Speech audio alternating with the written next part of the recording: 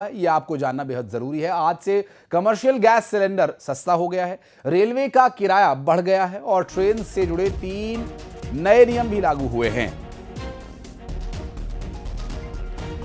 दरअसल आज से आधार और पैन कार्ड लिंकिंग का जो नियम है वो बदल दिया गया है। इनकम टैक्स रिटर्न दाखिल करने की तारीख भी बदल दी गई है।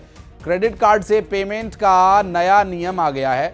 डेबिट कार्ड से पैसे निकालने के लिए भी आज से पैसे देने होंगे।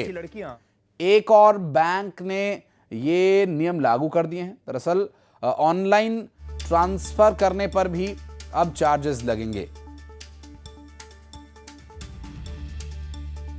तो अब तक जो ऑनलाइन ट्रांजैक्शन आपको फ्री में मिलता था, अब वो ऑनलाइन ट्रांजैक्शन पेएबल होगा, यानी आपको उसके लिए कुछ एक कीमत अदा करनी होगी।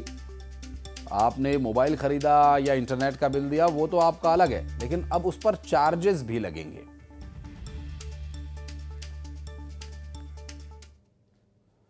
और नए नियमों में आज से पुरानी गाड़ियों पर लागू नए नियम दिल्ली की सीमाओं में एंटर नहीं कर पाएंगे और अगर एंटर कर भी गए तो उन्हें फ्यूल नहीं मिलेगा।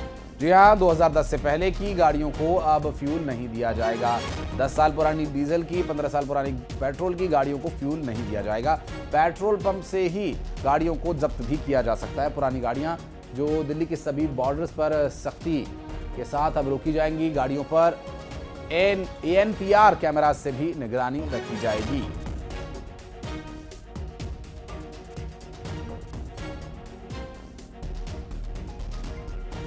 दरअसल रेलवे ने भी जो नियम बदले हैं उसके बारे में आपको बता दें। आज से रेलवे का किराया महंगा हो गया है। नॉन एसी का किराया 1 पैसे प्रति किलोमीटर बढ़ गया है। एसी क्लास का किराया 2 पैसे प्रति किलोमीटर बढ़ गया है। बिना आधार लिंक के तत्काल टिकट भी नहीं मिलेगा और रेलवे एजेंट के लिए तत्काल बुकिंग के नियमों को अब बदला गया है।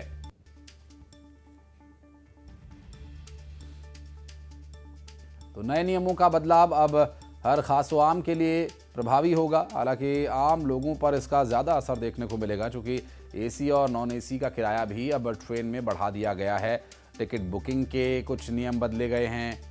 इसका क्या असर होगा, देखने का विषय होगा। और फराह खान हमारे सहयोगी इस वक्त हमारे साथ जुड़ गए हैं। फराह, आज से बहुत सारे रूल्स और रेगुलेशंस में चेंजेस देखने को मिलेंगे। हर खास आम को इसका सामना करना होगा। खास करके रेलवे की यदि बात करें तो फेयर्स में कुछ बढ़ोतरी देखने को मिल रही है, कुछ नियमों में बदलाव किया गया है।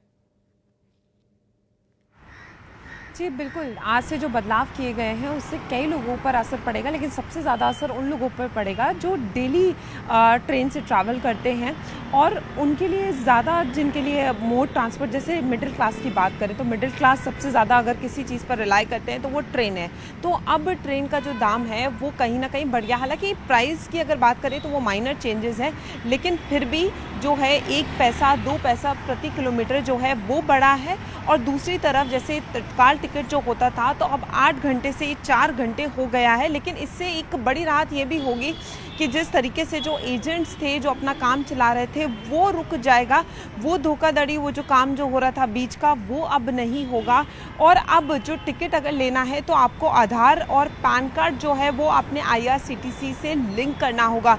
तो ये बड़े बदलाव किए गए हैं। वहीं अगर दिल्ली सरकार की बात करें तो दिल्ली सरकार ने भी एक अहम बदलाव जो है, एक बड़ा एक्शन प्लान लेकर वो आई है ताकि पुरानी जो गाड़ियां हैं उन पर लगाम कसी जा सके। तो देखिए, इस वक्त मैं जनपद के एक पेट्रोल पंप पर मौजूद हूं और यहां पर आप एक बोर्ड के माध्यम से देख सकते हैं कि साफ तौर पर इसमें बताया गया है कि 15 साल और 10 साल पुरानी जो भी गाड़ियां हैं अब उनको पेट्रोल और डीजल नहीं मिलेगा।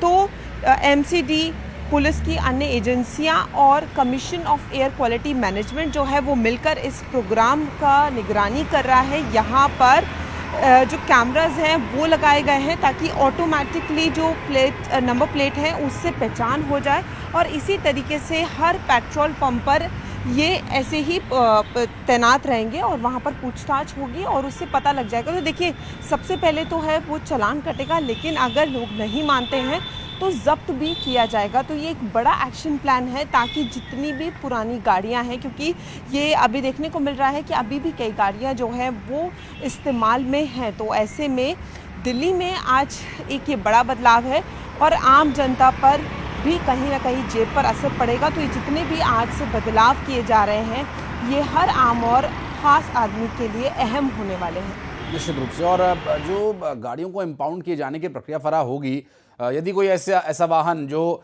अपनी मियाद पूरी कर चुका है पेट्रोल पंप पर पाया जाता है, तो आगे इसका जो एक्शन होगा वो चौंका देने वाला होगा, क्योंकि बताया जा रहा है कि पेट्रोल पंप से भी गाड़ियों को इम्पाउंड किया जा सकता है और इसके रूल्स को ठीक तरीके से सख्ती से लागू करने के लिए भी ये कदम उठाए जा सकते हैं। बहुत शुक्रिया फराह आपका इस पूरे मामले पर जानकारी हमारे दर्शकों तक पहुंचाने के लिए।